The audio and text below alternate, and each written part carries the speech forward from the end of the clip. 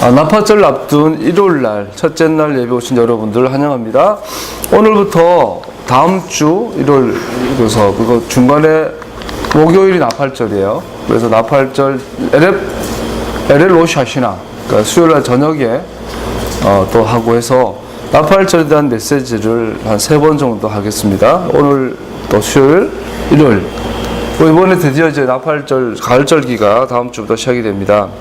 우리가 이제 마음으로 준비하시고 24, 25일 로시 하시나 그리고 10월 달이 되면 8일, 9일, 10월 8일, 9일 수컷이 9일 날부터인데 에렙 수컷이 8일 저녁이 되겠죠. 수요일, 목요일로 해서 8월 15일까지 수컷 초막절이에요. 그리고 8월 15일이 호샤나 라바 명절 곧 끝날 큰 날이 되죠. 16일이 셔민 야제렛, 17일이 심카토라 이렇게 해서 한 해 절기 사이클이 마무리되고 또 12월 경에는 우리 그 성전 봉헌절이 있죠. 이렇게 되어져 가는데 그 나팔절에 대한 관련된 것 또 연이어서 속죄절, 속죄일 그 초막절에 대해서 한번 살펴보면서 오늘은 그 시작 전체 가을절기 시작의 여정에서 나팔절에 관련된 그 성경 구절들을 좀 간략하게 살펴보고 이 여정을 시작하고자 합니다. 여러분 나에게 하나님께서 열어주셔서 또 어떤 회복이 되길 소원합니다. 또 우리 베이트 예수와 예수님의 교회가 개척된 지 이제 만 7년. 원래 12월 20일이 되면 이제 만 7년이 돼요. 그 내년이 되면 우리들의 셔미니 야제를 8년째가 돼요. 또 하나님께 새로운 시작을 우리에게 주시는 것 같아요. 여러분과 내가 잘 준비되어져서 따라가기 바라고, 소원은 여러분과 내가 걸어다니는 드웰링 플레이스, 임재의 자리로 살아가, 우리의 삶의 자리가 임재의 자리가 되기를 축복합니다. 그래서 걸어다니는 뮤시칸, 우리 이마에 하나님의 이름, 거룩하신 주님의 이름이 아도나 이름이 적혀 있고 주님의 이름을 운반하는 자들로 더욱 깊이 회복되기 원합니다.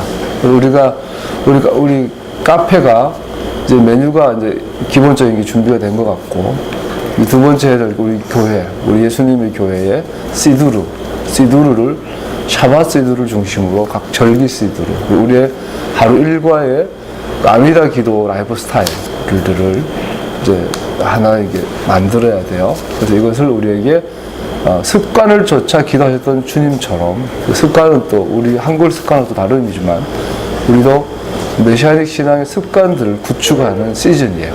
이번 가을절기를 시작으로 내년 6월절 봄절기가 시작되기 전까지 이제 구축이 되어져서 내년 6월절부터는 우리들만의 토라 위에 세워진 시두르를 시행하고 그런 교회가 되기를 소원합니다.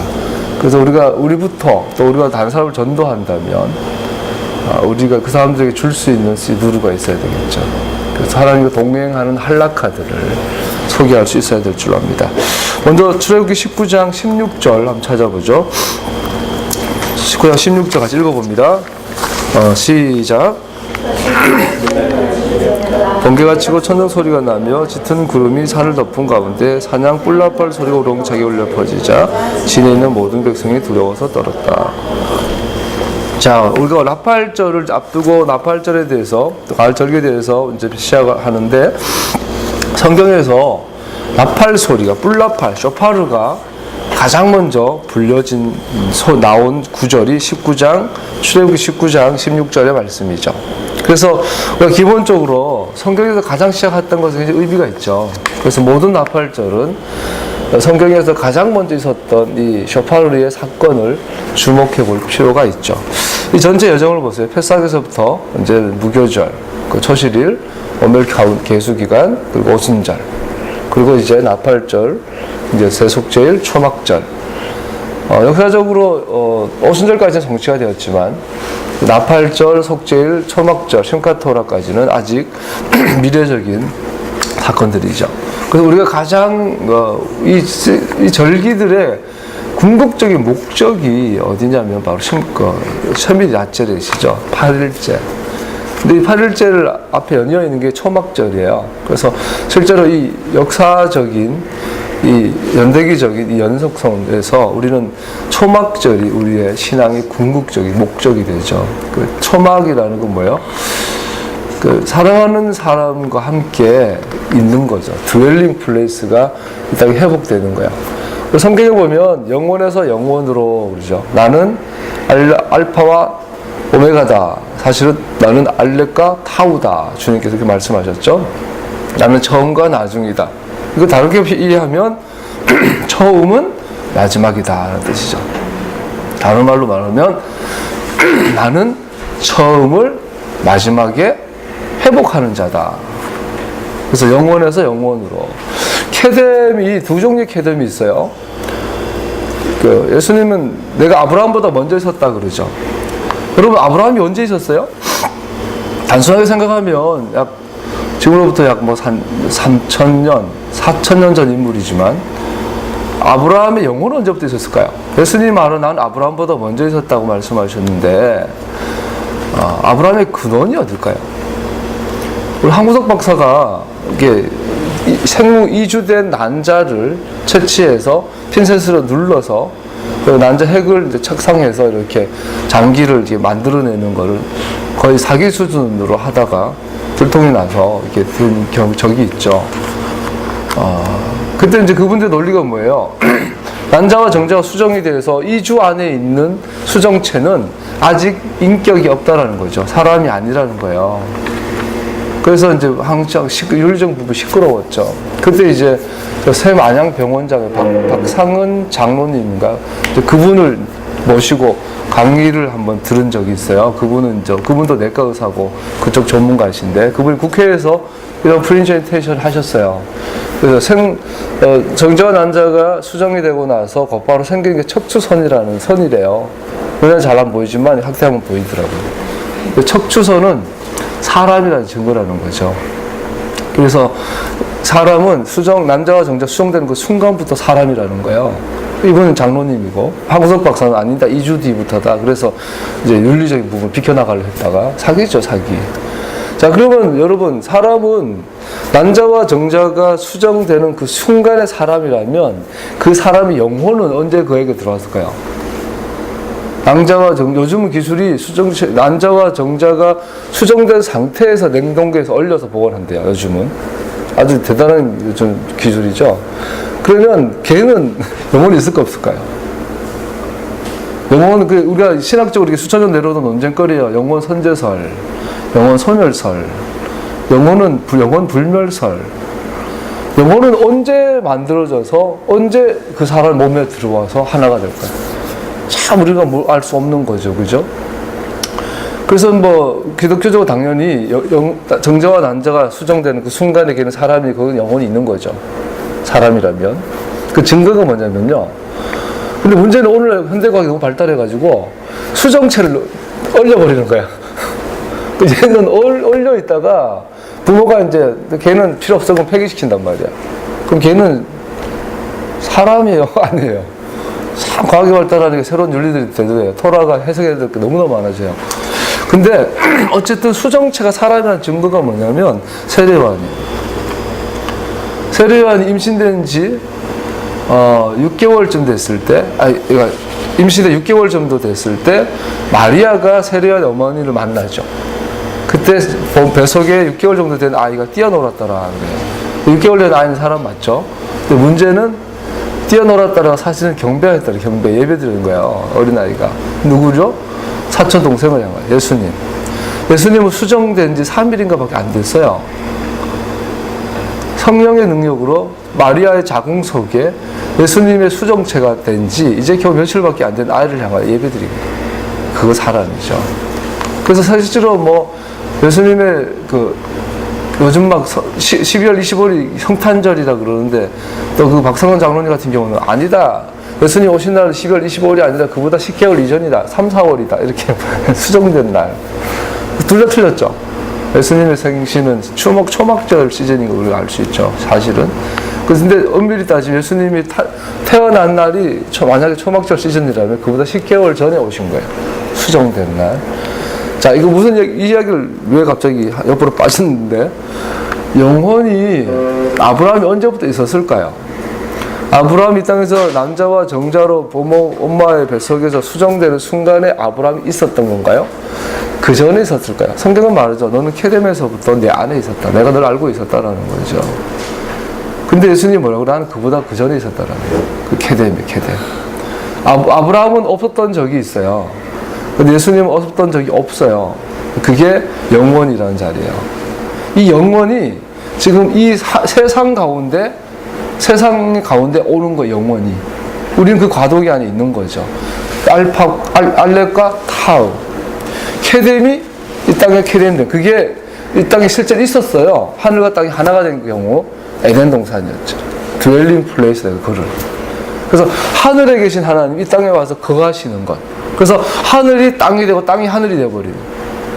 이것이 에덴 동산에서 있었던 일이에요. 그것이 우리가 기억하는 첫 번째 샤밧이에요. 근데 문제는 사람이 그 샤밧을 깨트리죠. 신락원 당해요. 어디로 가요? 신락원 당에서 떠난 인간이 하나님을 대적하고 새로운 케뎀을 세워요. 그게 뭐예요? 에덴의 동쪽이에요, 동쪽. 거기에는 가인이 세운 에녹 성이 있고, 그리고 바벨론도 동쪽에 세워지죠. 시날 평지에 세워지죠. 그래서 케뎀이라는 동쪽이 있고, 에덴의 동쪽이라는 동쪽이 있는 거예요. 그래서 시작은 달라요. 그래서 오늘날 여러분, 우리 문화와 모든 진리에 이 땅에 있는 모든 미츠봇, 모든 토라들, 모든 자기의 규례들, 모든 소리들을 들어보세요. 근원이 딱 두 가지예요. 에덴 동산의 근원인 케뎀인지, 아니 에덴의 동쪽의 케뎀인지가 달라져요. 그래서 나는 아브라함보다 먼저 있었다 말은, 아브라함은 케뎀에서, 하나님은 케뎀에서 아브라함을 만든 창조주라는 이야기죠. 오늘 나팔절을 하다가 무슨 이야기? 나팔절이 티슈리월 1일, 아비벌의 1일, 첫째 달로 기준을 정한다면 7번째 달, 첫째 1월 1일. 그때가 유대인들 전통적으로 창조의 날로 기억하는 거죠. 나팔절이 세상을 창조하신 날. 그런데 이 세상이 이제 하나님의 드웰링 플레이스에 자기가 잃어버려서 이 드웰링 플레이스를 회복하기 위해서 새로운 해, 새로운 달, 새로운 카렌다를 주시는 게 바로 아비벌이죠. 그래서 그 해 아비벌을 1월로 잡고 그해 14일이, 그달 14일이 바로 패스하게 돼서 새로운 사이클이, 구속의 사이클이 여정이 시작되는 거죠. 요거는 영원하지 않죠, 사실요. 이거는, 이 혈육은 영원하지만 이 사이클은 초막절이 되고 세미인이 아째려도 다시 딱 영원에서 영원으로 들어가 버리면 그때는 다시 티시리얼이 1일이 될 수 있게, 물론 아비본은 영원하지만 티시리얼의 이 중요도가 또 많이 올라가겠죠. 그래서 잃어버린 티시리얼, 잃어버린 창조의 달, 잃어버린 하나님의 창조의 세계, 즉 하나님이 처음에 세상을 창조할 때 드웰링 플레이스를 창조하신 거예요. 임재의 자리. 그래서 6일 동안 전부 다 그 장소를 위해서 시작하신 거예요. 그 땅을 마련하기 위해서 빛을 비추시고 어둠을 제거하시고, 그 땅을 마른 땅으로 만들기 위해서 물을 제거하시고, 그 땅 가운데 하늘과 땅과 바다의 생물들을 채워 넣으시고, 6일째 사람을 채워 넣으시고 창조가 완성이 된 거예요. 그리고 샤밧, 7번째나 샤밧 들어가신 거죠. 주님은 마른 땅, 좋은 땅, 토부한 땅을 창조하는 게 목적이에요. 다른 말로 말하면 토부한 땅은 하나님이 임재의 장소예요. 근데 하나님의 임재가 완전하려면 하나님은 무소부지하세요. 어디든지 계세요. 근데 이걸 임재한다고 말 안 해요. 하나님 임재의 조건이 있어요. 거기 사람이 있어야 돼요. 사람이 없는 곳에 임재하신 하나님은 의미가 없어요. 그저 내가 없는데 하나님이란 존재가 의미가 없잖아요. 그래서 하나님의 임재가 되려면 거기에 하나님과 파트너가 된, 가족이 되고 신부가 되고 자식이 되고 백성이 되고 친구가 된 사람이 있어야 돼요. 성경은 그 사람을 뭐라고 그래요? 이스라엘이라고, 이스라엘. 할렐루야. 그 땅을 천국이라고 그래요. 하늘이라고 그래요. 하늘나라라고 그래요. 그 하늘나라 이 땅에 내려와요. 천국은 이 땅에 이루어지는 거, 죽어서 가는 곳이 아니죠. 그 땅에 왕의 이름이 있어요. 고대로부터 케뎀에서부터 한 왕이 있었다. 10편 72편인가요? 그 왕은 세상에 예슈오트를 나눠줬다. 예슈아를 나눠주었다.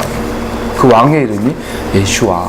그 나팔절은 영원 속에 계신 그 왕이 이 땅에 오시는 것을 알리는 나팔의 소리야. 왕은 가면 반드시 나팔소를 대동하고 미리 말하죠. 준비해라, 왕이 가고 있다. 그래서 그 왕은 근데 문제는 올 때 전쟁의 왕으로 오시는 거예요. 대적은 패하시고 패멸하게 하시고 그 왕의 왕의 친구들은 필수 평화를 샬롬을 주시는 왕이라는 거죠. 이것을 기억하고 준비하게 하는 나팔절. 그래서 19장 16절 주목해야 되는 것이 그 나팔절이 쇼파르를 불렀던 첫 번째 사건의 기록이에요. 근데 그 첫 번째 사건의 특징이 뭐죠? 첫 번째는 pay attention. 이스라엘 백성들이 아까 그 토반 땅에 사는 자들 이스라엘이라 사람이라 참 사람이에요. 참 사람. 모든 사람이 그 땅에 거하는 건 아니에요. 사람들 중에 그 땅에 거하는 사람이 참 사람, 즉 이스라엘이에요. 그래서 지금 이 땅에 실제로 광야 안에 시내산 밑에 있는 이스라엘을 향하여 나팔을 불면서 주의를 환기시켜요. 내게 귀를 기울여라는 거죠. 그러면서 그 쇼파르는 the king was about to speak. 즉 왕이 말씀하기 시작하시니까 딴짓하지 말고 들으라는 거죠. 자, 나팔절을 기억할 거는 말하는 분이 왕이시라는 거예요. 우리는 듣는 존재라는 거죠. 그래서 왕이 말하면 우리는 어떻게 해요? 복종해야죠. 이것이 정립이 되는 게 나팔절이에요. 그리고 그 왕이 말씀하실 때 그 말씀이 뭐예요? 토라. 이스라엘과 계약의 케튜바인 토라가 된다는 거죠. 결론부터 말하면 나팔절은 예수님께서 오시자마자 나팔을 부신 거예요. 회개하라. Return to Torah. 그래서 나팔절 7월 1일, 11월 1일에서 10일날 대속죄일 사이까지 회개 기간이에요. 이 기간 또 회개를 하는데 회개는 돌아가는 어디 돌아가요? 내가 토라에서 어느 만큼 떠났는지 나와 내가 정이 하나님의 토라를 떠나는 것을 발견하여 금식을 하던 철야를 하던 무슨 짓을 하던 돌아오라 회개하라는 거예요. 그래서 대속죄일 날은 그를 점검받는 날이에요. 네가 돌아왔느냐. 그 돌아오면 구원, 돌아오지 않으면 심판. 그 대속죄일은 심판의 날이에요. 그래서 대속죄일 날 구원받은 자들이 들어가는 시즌이 스코어 초막이에요. 그건 뭐예요? 드웰링 플레이스. 하나님과 신원의 자리를 회복하는. 첫 번째 샤밧의 회복된 자리. 그 회복이 7일 동안 진행이 되면 완성이 돼요. 그러면 오는 것이 새로운 시작, 쉐미니 야절의 8일이에요. 8일. 이 8일은 하늘의 영혼이 이 땅에 완성되어진다. 할렐루야. 그래서 이 쇼파르는 뭘 기억해요? 초막절에 들어갈 준비해라. 토라를 기억해라. 토라를 들어라. 네 자신을 돌아봐라. 하나님께로 돌아와라. 그래서 출애굽기 19절 성경에서 가장 최초의 쇼파르는 토라를 들을 주의를 기울이라는 사인이었어요. 할렐루야. 우리는 주님의 말씀, 왕의 말씀인 토라에 복종하는 삶으로 회복되어야 할 줄로 믿습니다. 할렐루야. 두 번째 찾아볼 구절은 에스겔 33장 44절이에요. 에스겔 33장 4. 오늘은 성경을 많이 찾을 거니까 빨리빨리 찾으셔야 돼요. 에스겔 33장 4절 같이 읽어봅니다. 시작. 어떤 사람이 그 나팔 소리를 분명히 듣고서도 경고를 무시해서 적군이 이르러 그를 덮치면 그가 죽은 것은 자기 탓이다. 자, 나팔 소리를 들었는데도 불구하고 그 경고를 무시하면 그 결과는 본인의 책임이라는 거예요. 근데 만약에 나팔 안 불어요. 적군이 쳐들었는데 졸다가 나팔을 못 불어버리면 어때요? 그 책임은 나팔수에게 있어요. 그래서 나팔수는 누구냐? 선지자들. 오늘로 말하면 이 땅에 진리를 전하는 자들. 하나님의 백성들은 나팔수예요. 그래서 하나님 분명히 책임에 물으시는 거예요. 나팔을 불었냐? 제때 불렀냐? 그러면 책임은 나팔수에게 없어요. 듣는 자에게 있어요. 근데 제대로 안 불어서 무방비 상태로 당하면 책임이 나팔수에게 있는 거예요. 오늘 한국교회는 책임이 누구한테 있을까요? 가장 1차적으로 나팔수에게 있죠. 오늘날 나팔을 부는 목사를 단 한 명도 본 적이 없는 것 같아요. 거짓 나팔은 많이 불죠. 전 토를 공부하는 목사의 입장에서 가장 마음에 안 드는 나팔수들은 말한 것처럼 인격 좋고 실력 좋고 착하고 설교 잘하고 목회 잘하는 목사들. 지금 뭐 텔레비전 CBS나 뭐 이제 많이 나와 유명한 목사 책 써내면 어느 목사의 설교 좋아 이런 목사들 제일 싫어요. 가짜 나팔수인데 가짜가 아닌 것 같아요. 차라리 강동에 있는 모 목사님처럼 막 1000억대의 비자금을 형성했다. 그러니까 들통나가지고 이제 막 수치 가운데 접어든 목사를 보면 차라리 저 양반은 경고다. 자신의 타락으로 경고하는구나. 어떤 목사는, 청년 목사는 막 음란에 빠져가지고 수치 가운데 있다가 회개도 제때 안 한 것 같은데 개척해가지고 몇천 명 벌써 떵떵거리고 목회하고 있는 거 보면 차라리 그런 목사님들 보면 그게 경고가 아닌가요? 정신 차린 토라를 하나님의 말씀을 진리를 사랑하는 사람들 눈에 그런 가짜 나팔수들을 보면서 우리는 어처구나 하지 않겠어요? 근데 오히려 목회 잘하고 설교 잘하고 인격 좋고 실력 좋고 그래서 목회를 잘 설교하면 막 교회가 막 1000명, 5000명, 10,000명 부르고 강사로 막 뛰어가고 텔레비 수탁이 나오고 근데 그들은 토라를 전하지 않아요. 그들은 모아딤들 전하지 않아요. 그들은 하나님 미츠봇들 전하지 않아요.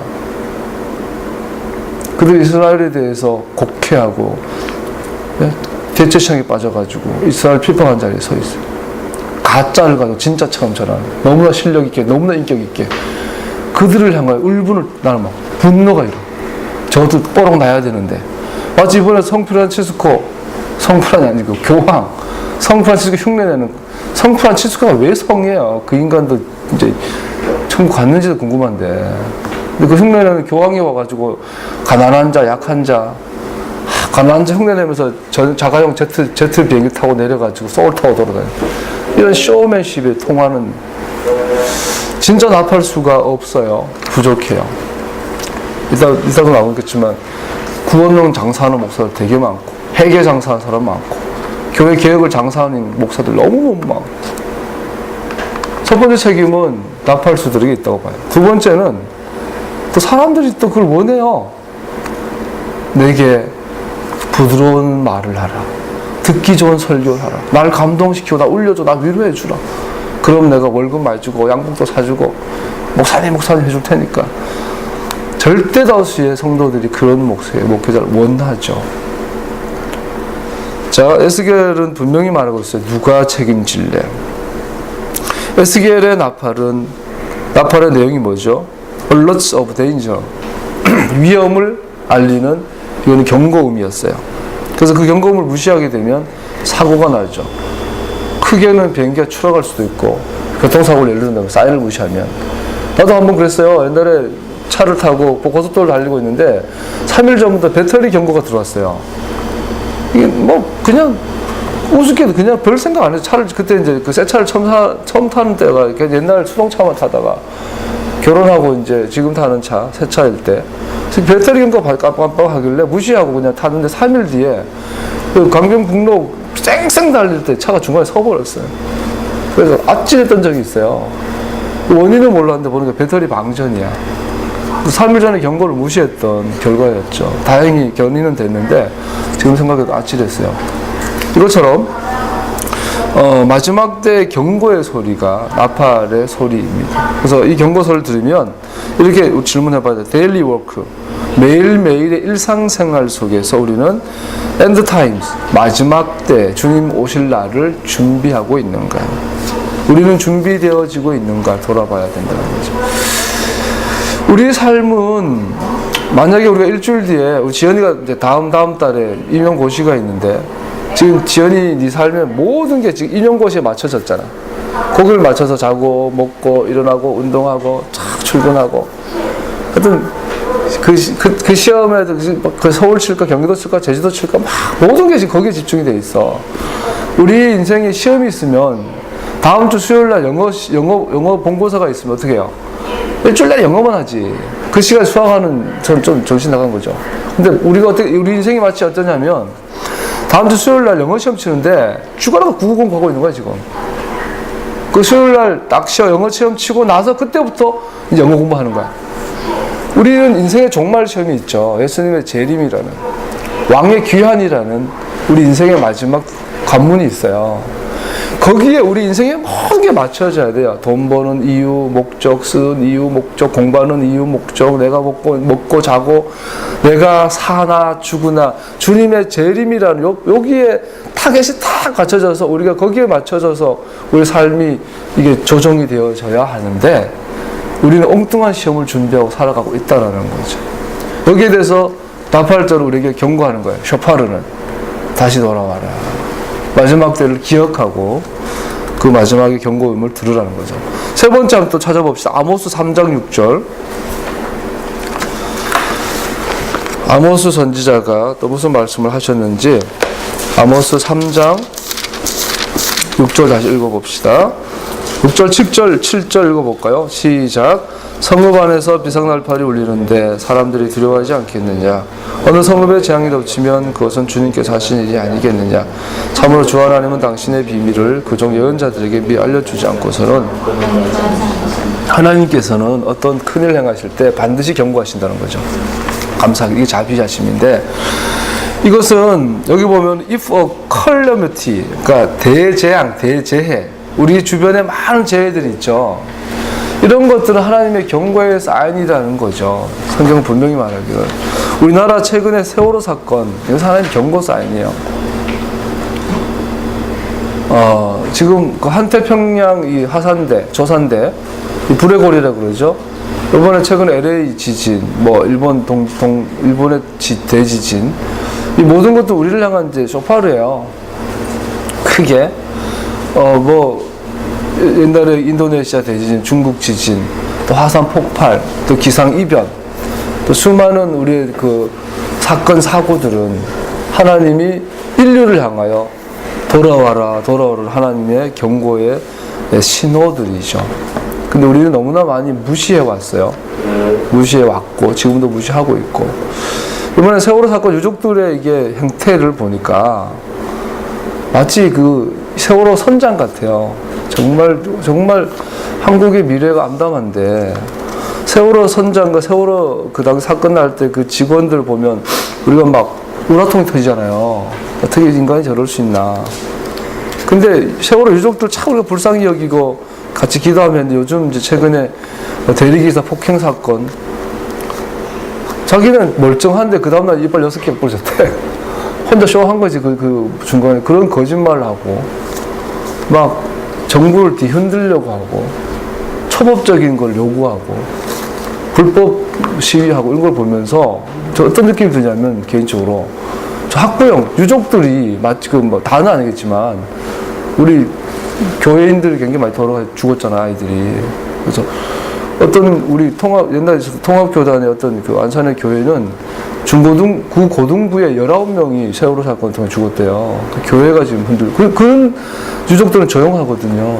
앞에서 저를 설치는 분들 보면 마치 어떤 생각이 드는지 알아요? 나 같은 경우 보니까 세월호 거기 선장 같아요.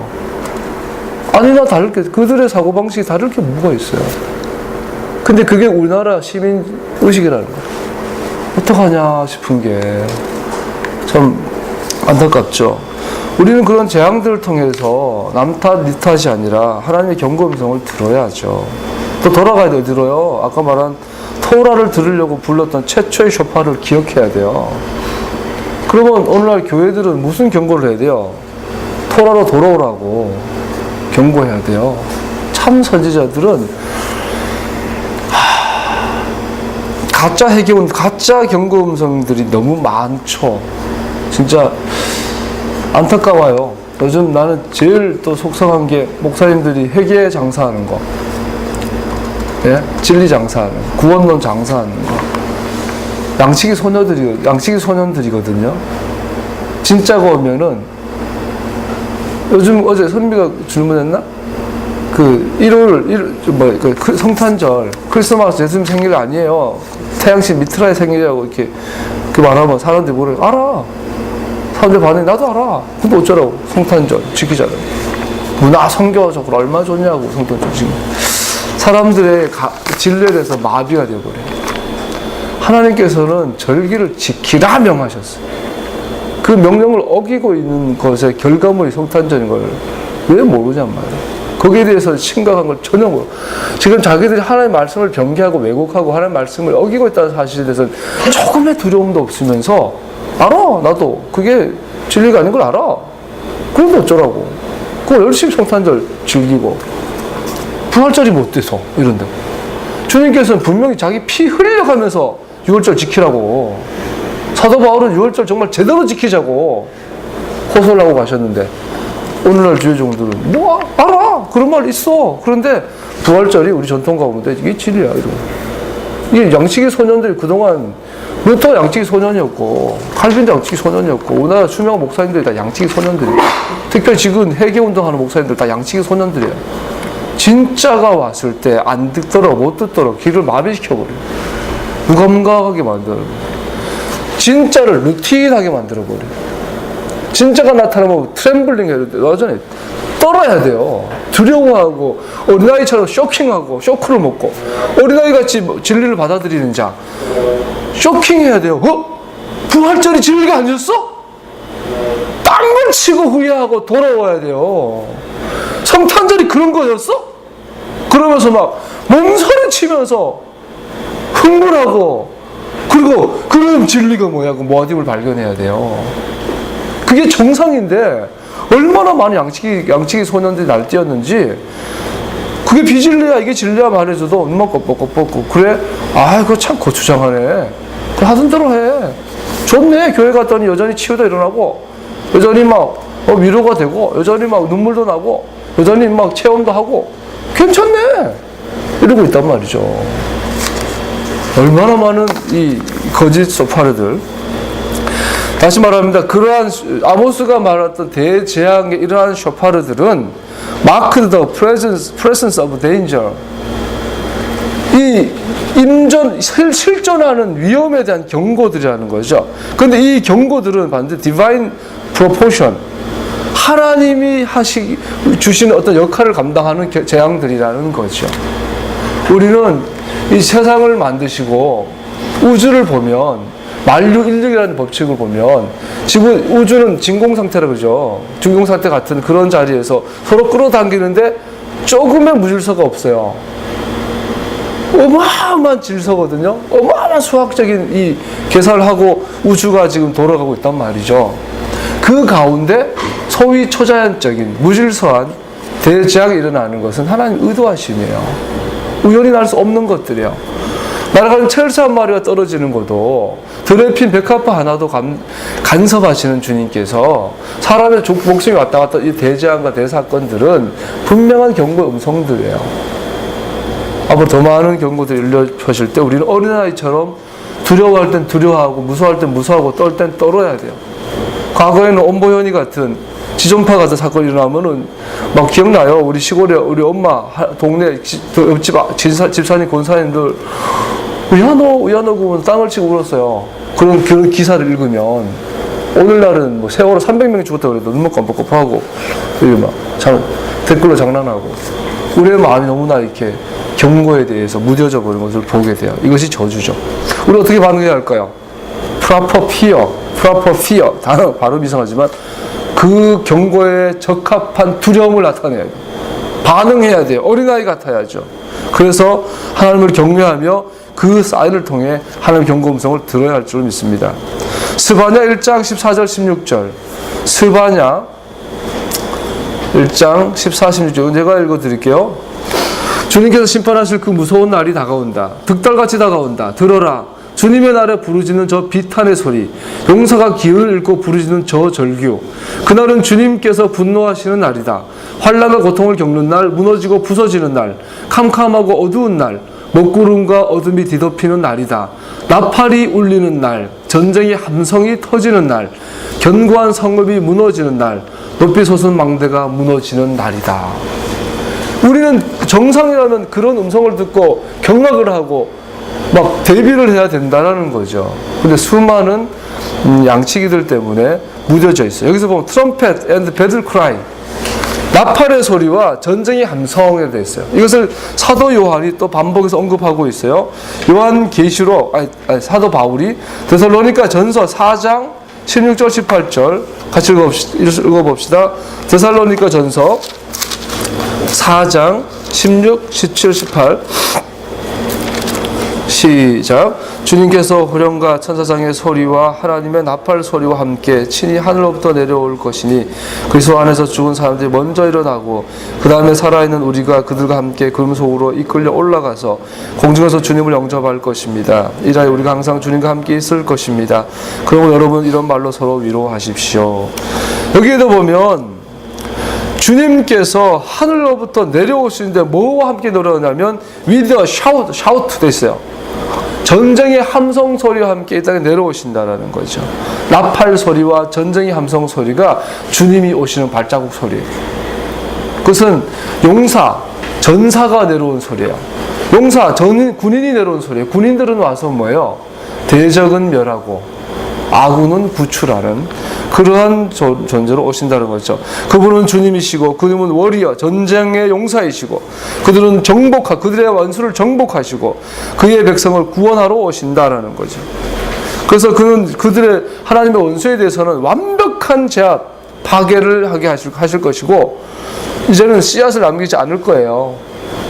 1000년에 걸쳐서 심판하실 거예요. 1000년 뒤에는 죽음도 마귀 자신도 심판받을 거라는 거죠. 그러나 평화와 승리는 그의 백성들에게 돌려질 거라는 거죠. 할렐루야. 우리는 경고의 음성을 어린아이처럼 받아들여야 할 겁니다. 이런 음성을 들으면서 여러분과 나는 어떤 생각을 해야 될까요? 여러분과 내가 예수님께서 다시 돌아오시는 것을 오늘 오신다면 준비되셨나요? 옛날에 영성 프로그램을 한 적이 있어요. 3박 4일의 프로그램이었는데 그 3일째인가 되면 이런 게 있어요. 새벽 4시에 갑자기 불을 딱 켜고 이거 막 기타랑 막 그 악기를 들고요. 한 10여 명 되는 사람들이 소리를 막 질러요. 자고 있는데. 그 전날 새벽 1-2시에 자요. 새벽 1-2시에 이제 한 100여 명이 같이 이제 숙소마다 자고 있다가 갑자기 불을 탁 켜고는 한 새벽 4-5시가 되면은 갑자기 예기치 않게 막 소리를 좀 깽가리 치면서 저 노래를 불러요. 이날은 주의 지으신 주의 날일세 기뻐하고 즐거워하세요. 이날은 주의 날일세. 그 찬양을 하면서 막 돌아다녀요. 문을 막 발로 차고. 그때 진짜 와 예수님 이렇게 오시겠구나. 잠들어서는 큰일 나겠구나. 그래서 막 자다가 2-3시간 자고 나서 얼떨떨하게 막 정말 멍해가 있다가 그 사람들이 와가지고 이제 막 노래 부르면서 안아주고 막 축복해줘요. 예수님 이렇게 재림하십니다. 이렇게요. 그래서 충격이었어요. 근데 예수님 정말 이렇게 오시겠구나. 한순간 잊지 말고 오늘 오신다면 오늘 맞을 준비해야 되구나. 한번 옆 사람 인사합시다. 예수님 맞을 준비되셨나요? Would you be ready? 오늘 준비되어야 될 줄 압니다. 그리고 만약에 주님께서 오셨을 때 여러분과 내 안에 믿음을 발견할 수 있으실까요? 예수님께서 오셨는데 여러분과 내가 자고 있어요. 그럼 믿음을 발견하지 못하겠죠. 믿음은 뭐예요? 깨어있는 거예요. 깨어있다는 건 뭐예요? 토라 라이프를 살아가고 있는 거예요. 종교적으로 습관적으로가 아니라 깨어서 새 영으로 새 마음 속에 토라를 섬기고 토라 라이프를 걸어가고 있는 그게 깨어있는 거예요. 그게 믿음이에요. 믿음은 언약에 충실한 거야. 내가 믿습니다가 아니에요. 주님께서 오셨을 때 우리 안에 믿음을 발견할 수 있는지 자기를 돌아보십시오. 그리고 주님의 그 귀환에 동참할 수 있는지도 자기를 돌아보십시오. 예수님께서 귀환하셔서 하늘에서 전쟁의 소리와 나팔 소리로 내려오고 계신데 멀뚱멀뚱 남을 쳐다보듯이 상관없는 자처럼 되지 않기를, 참여자가 되고 주인공이 되기를, 주님의 재림의 아웃사이더가 되지 않기를 축복합니다. 그때는 누구보다도 적극적으로 함께 춤추며 귀환하신 주님을 환영하고, 내가 전진 제일부대 1사단 신교대 출신이에요. 1사단이 가장 강조하는 게 평양 제1 입성부대야. 그래서 이제 1사 후퇴하고 나서 전쟁 중에 이제 진격을 해서 평양을 가장 먼저 들어간 부대가 제 1사단이었어요. 그래서 있을 때 막 그거 굉장히 막 강조, 우리 1사단은 그런 부대야! 막 해서 이제 훈련 받을 동안 이렇게 했는데, 그때 생각해 보세요. 서울 수복하는데 평양을 수복할 때 그 사람들이 그 태극기 막 대충 그려가지고 국군 만세! 유엔군 만세! 하고 뛰어왔다는 거죠. 주님이 오셨을 때 우리는 그래야 된다는 거죠. 그냥 멀뚱멀뚱 있어서는 안 되고, 대적해서도 안 되고, 무관심해서도 안 되고, 적극적으로 참여하는 준비가 되어야 할 줄로 압니다. 할렐루야. 자, 이번에는 신약 성서, 브리트 하다샤, 사도들의 성서의 걸 잠깐 살펴보고 마치고자 합니다. 자, 그러면 우리는 어떻게, 테이크 히이 되어 있는데, 준비할 수 있을까요? 구체적으로. 몇 가지만 살펴보고 마치겠습니다. 첫 번째, 거짓 교사와 거짓 가르침에 의해서 혼동되지 마십시오. 마태복음 24장 4절 한번 읽어봅시다. 마태복음 24장 4절 시작. 예수께서 그들에게 말씀하셨다. 누구에게도 속지 않도록 조심하여라. 속지 않도록. 그러면서 no one misleads 돼 있어요. 잘못 인도하지 않도록. 자, 미혹되지 않도록 조심하라 했는데, 다른 의미로는 잘못 인도하지 않도록, 잘못 인도되지 않도록, 즉 잘못 따라가지 말라라는 거죠. 우리가 어제 지난주 돌아보셨는가 잠깐 나눴고, 어제도 잠깐 나눴지만 크게만 급하니까 두 가지 미혹만 살펴봅시다. 첫 번째 미혹, 첫 번째 다른 복음이 있어요. 기독교가 전하는 다른 복음이 있어요. 대체신학. 뭐라 했어요? 분명히 레위기 16장에서 토라는 두 가지의 측면이 있어요. 네가 나를 부인하면 내가 널 부인할 것이다. 네가 나를 대적하면 내가 널 대적하겠다라는 측면이 있고, 하나는 내가 너를 반드시 회복하고 구원하고 심지어 돌아오게 하리라. 내가 너를 사랑하여 버리지 아니하리라. 그런 측면이 있다라는 거죠. 우리는 성경 전체를 봤을 때 간단해요. 한 세대나 한 개인은 하나님을 대적하면 하나님이 대적하세요. 이게 토라예요. 그러나 이스라엘은 하나님이 반드시 회복하고 용서하고 돌아오게 하세요. 근데 이 측면을 다르게 전해요. 기독교는 뭐라고 전해요? 이스라엘은 끝났다라는 거예요. 반대로 전해요. 이스라엘을 하나님께 버렸고 교회를 택했다는 거예요. 교회가 이스라엘 대체했다는 거예요. 그리고 예수 믿으면 한번 구원받으면 이건 절대적 선택이기 때문에 영원하다. 물론 하나님의 구원은 취소되진 않아요. 그러나 본인이 버리면 어쩔 수 없죠. 내가 싫다라도 어떡하겠어요. 그래서 절대 예정, 절대 구원, 성대의 견인 뭐 이런 걸 가르치면서 오늘 이스라엘 폐해졌다라는 거짓 복음이 있어요. 두 번째, 유대교가 전하는 또 거짓 복음이 있죠. 얘네들도 이걸 왜곡해가지고 봐. 이스라엘을 하나님 안 버려. 그래서 이스라엘의 멤버들인 유대인들, 아브라함의 혈통적 우연은 우리 안 버림받아. 그래서 구원받으려면 유대교를 개종해야 돼. 할례 받아야 돼. 이렇게 전한다라는 거죠. 둘 다 거짓, 잘못, 지금 기독교는 미혹되어졌어요. 유대교도 미혹되어져 있어요. 참 복음이. 그럼 왜 메시아 운동을 하겠어요? 참 복음이 전해져야 될 줄 믿습니다. 두 번째 거짓 복음이 뭐예요? 구원에 대한 거짓 복음. 거룩에 대한 거짓 복음이 너무 많아요. 우리가 어제 민수기 1장 2장을 배웠어요. 민수기 1장이 출애굽한 지 2년째 되는 1월 1일 날 성막이 건축되어지고 2월 1일 날 하나님께서 다시 이제 그 전까지 시내산 하나님의 말씀이고 이제는 광야에서 말씀하실 때 이제는 광야에서 출발하자, 떠나자, 저 땅을 향하여 가자. 그런데 인구조사부터 해라. 인구조사를 하고 나서 진을 구성하게 만들죠. 인구조사의 목적이 뭐였을까? 여러 가지 해석들이 있지만 거기서 인구조사를 해가지고 결론은 뭐예요? 돈 내라는 거예요. 한 사람 얼마 내라는 거예요. 돈이 필요한 거예요. 돈이. 무슨 돈이요? 성막 유지 보수 비용이에요. 즉 제사장 유지 비용이에요. 요시야 왕이나 히스기야, 여호사밧 왕, 의로운 왕들의 특징들이 성전을 보수하고 개혁하는 것 같아요. 성전을 고치고 회복하는 거예요. 그러기 위해서 항상 뭐 했어요? 헌금을 걷어들였어요. 성전에는 돈이 필요해요. 그래서 그 성전에서 성전세가 돼서 안 거쳐졌을 때 레위인이 다 도망가버려요. 먹고 살아야 되니까. 제사장이 사라져버려요. 성전은 무너져. 그래서 요시야 왕이 성전 개혁할 때 제일 먼저 한 게 돈부터 내라는 거예요. 돈을 걷어가지고 제사장들한테 맡기면서 성전을 고치라는 거예요. 그렇게 했더니 레위인이 돌아오고 제사장들이 돌아왔어요. 민수기에 20세 이상의 성인 남사들은 군대로 조직하고 그들 한 사람당 반세겔씩 내도록 그 생명 속전도 내게 만들고 했던 이유가 뭐냐? 성전제도 유지 기금이었어요. 제사장 제도 유지 기금이었어요. 즉 이스라엘에 성막이 없다면 그들은 더 이상 드웰링 플레이스가 될 수 없죠. 그러면서 뭘 이야기하고 있죠? 이스라엘이 애굽에서 탈출하고 구원받고 구속받는 것에 있어서는 이스라엘의 역할은 전무해요. 그래서 오직 하나님의 일이에요. 하나님 말씀하시면 이스라엘은 그냥 그것을 받아들이는 것밖에 할 수 있는 게 없었어요. 그러나 이제 그들이 하나님의 임재를 유지하고 하나님과 동행하는 거룩한 백성으로 살아가기 위해서는 그들은 그들의 역할이 있는 거예요. 하나님의 손바닥과 이스라엘의 손바닥이 마주쳐야 되는 거예요.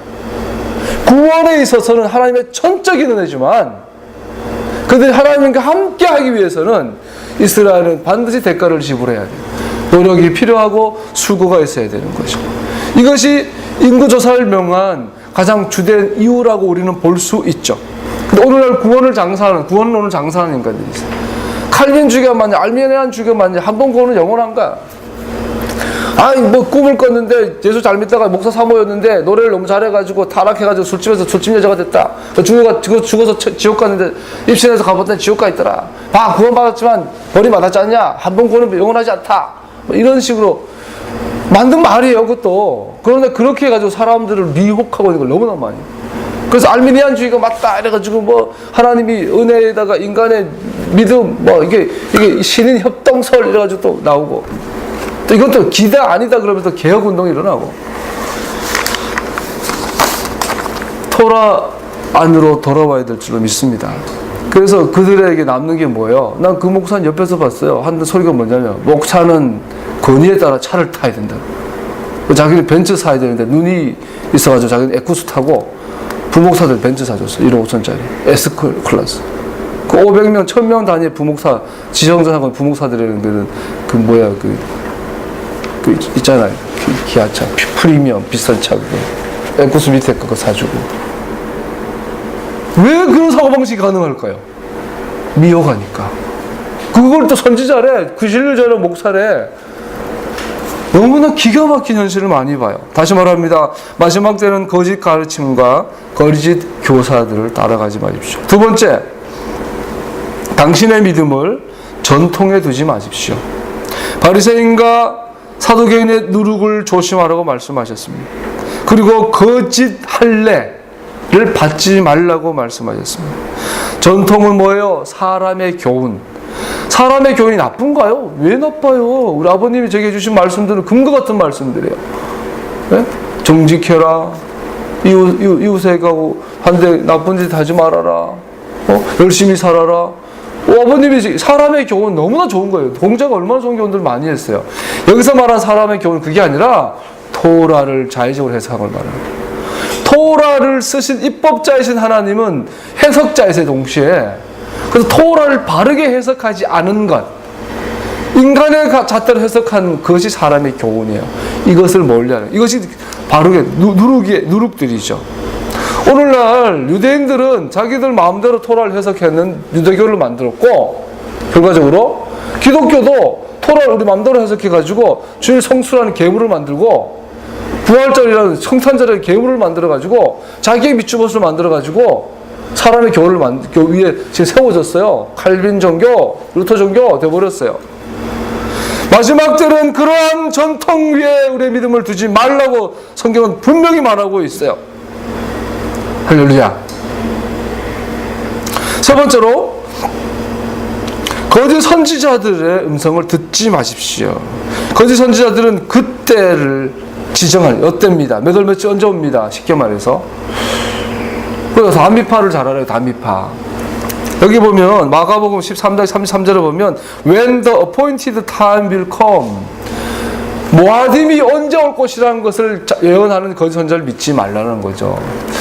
근데 오늘날 담임파 그러면 다 이단이라 그래요. 유병건 이단인 건 누구나 다 삼척 동자가 알아요. 근데 우리 정통 교단에서 이상한 소리를 해도 이단이 안 그래요. 정통 교단에서도 모아딤을 변개시켰잖아요. 지금 모아딤들을 다 변개시켜 놓고 있죠. 동시에 정한 모아딤에 대한 깊은 이해가 회복되어야 될 줄 압니다. 예수님께서 나팔절 시즌에 오시겠죠. 당연히 대속죄일날 오시겠죠. 우리가 매년 나팔절마다 우리는 주목해요. 원래마다 슈퍼문이 2번 떴대. 달을 주목해 볼 필요가 있고, 우리는 절기에 대해서 그때가 언제인지 정확히는 알지 못하지만 우리는 그 길을 알아요. 주님은 절기를 따라 일하세요.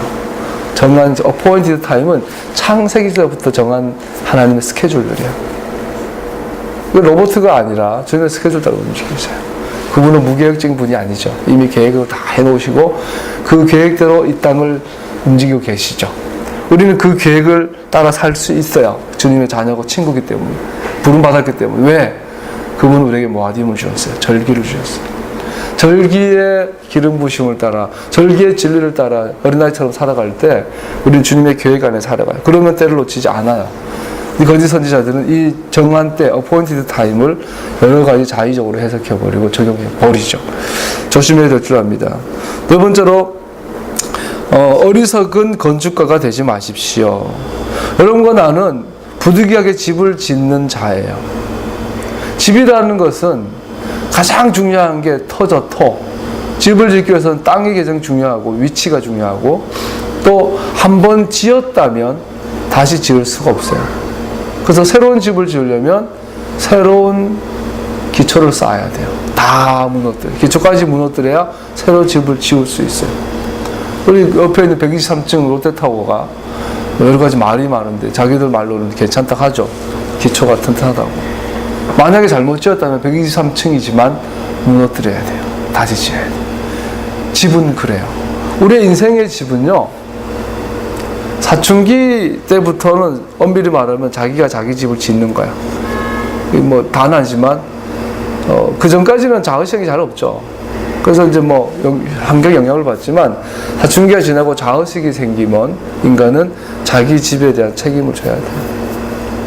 그래서 잘못 지으면 언제라도 무너뜨리고 새로 지어야 되는데 나이 30이 넘고 40, 50이 돼가면 그게 안 되는 거예요. 무서운 이야기죠. 어린아이 같다라는 것은 뭐죠? 언제든지 새로운 집을 지을 수 있어야 돼요. 지혜로운 건축가가 되십시오. 그래서 한 번 지을 때 토라 위에, 하늘 위에 집을 지으십시오. 이 땅의 집이 아니라 하늘의 집을 짓는 자가 되십시오. 하늘은 뭐예요? 토라 위에 우리 인생의 집을 건설하는 것은 하늘을 짓는 거야. 간단해요. 그렇게 어려운 게 아니죠. 그러나 사람의 교훈 위에 지으면 땅에 짓는, 그 어리석은 건축가가 되겠죠. 그 집을 어떻게 지어야 합니까? 토라대로. 어디에 지어야 합니까? 토라 위에. 그리고 그것을 완성하셔야 합니다. 골로새서 4장 17절 보면 네가 주님께서 받은 the ministry, 너의 사역, 너의 사명을 take heed 해라. 잘 준비해라. You may fulfill it. 너는 그것을 완성해야 한다. 자, 여러분과 나는 이 땅에서 지어야 될 집이 있어요. 그를 덜 지어놓고 가면 안 돼요. 도둑이 들락거려요. 다 지으셔야 해요. 그래서 히브리서인가요? 어디 보면 우리가 죽고 나면 땅에 있는 장막집은 사라지고 하늘에 있는 새로운 집을 주신다고. 여러분, 내가 하늘에 갔을 때 갔더니 지붕이 없어. 짓다만한 집이야. 그러면 안 돼요. 하늘의 집을 지어야 될 뿐 아니라 그 집을 죽기 전에는 완성하셔야 해요. 그런 여러분과 내가 되길 축복합니다. 다섯 번째, 이 쇼파로 음성을 들으면서 또 기억할 것은 교만하지 말아라. 선줄로 생각한 자는 넘어질까 조심하여라. 그러므로 be careful how you walk. 어떻게 걸어갈지 주의해라. 어리석은 자처럼 걷지 말고 지혜로운 자처럼 걷도록 하여라. 교만하고 자만하지 말아라. 항상 주님을 의지해야 돼요. 항상 처음 든 토라에 설 때마다 항상 성경 처음 읽는 것처럼, 설교 들을 때마다 항상 처음 듣는 것처럼, 어린아이처럼 하셔야 돼요. 안 그러면 하나님 말씀을 나 저거 다 알아, 그러지 않아요? 성탄절 그거 아니에요? 그러면 나 알아. 알면 돌아와야지. 안 돌아오는 거 모르는 거죠. 그건 하나님을 기만하는 거죠. 부활절은 성경적이지 않아. 나 알아. 그거 부활절, 그거 6월절 안 지켜. 이적 무시. 그걸 안 지키는 모르는 거죠. 하나님 기만하는 말씀을 갖고 그냥 장난치는 거죠. 그걸 가지고 교만이라고 해요. 교만하면 반드시 패망합니다. 마지막으로 6번째 우리가 기억해야 될 추파로 음성은 예수님께 돌려줘야 될 영광을 도둑질하지 말아라. 주님의 영광을 가로채지 말아라. 요한 2서 8절을 한번 읽어봅시다. 요한 2서 8절을 읽어드릴게요. 여러분은 스스로 삼가서 우리가 수고하여 맺은 열매를 잃지 말고 충분히 보상받을 수 있도록 하십시오. 주님께 돌려야 될 영광을 가로채지 말고 여러분과 나에게 약속된 유업과 영광들을 소멸하지 마십시오.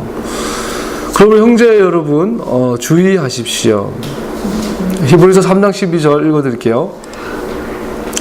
히브리서 3장 12절에 보면 그러므로 형제자매 여러분 가운데 믿지 않는 악한 마음을 품고서 살아계신 하나님을 떠나는 사람이 아무도 없도록 여러분은 조심하십시오.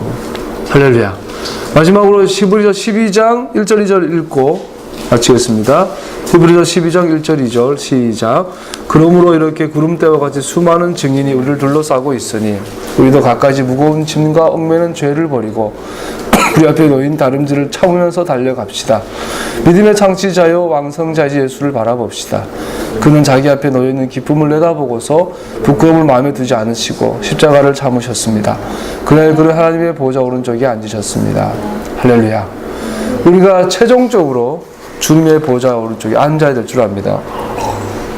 그러기 위해서는 갖가지 무거운 짐, 얽매이는 죄를 벗어버리고 우리의 다름질을 참으면서 끝까지 달려가야 될 줄로 압니다. 여러분의 어떤 짐이 있으세요?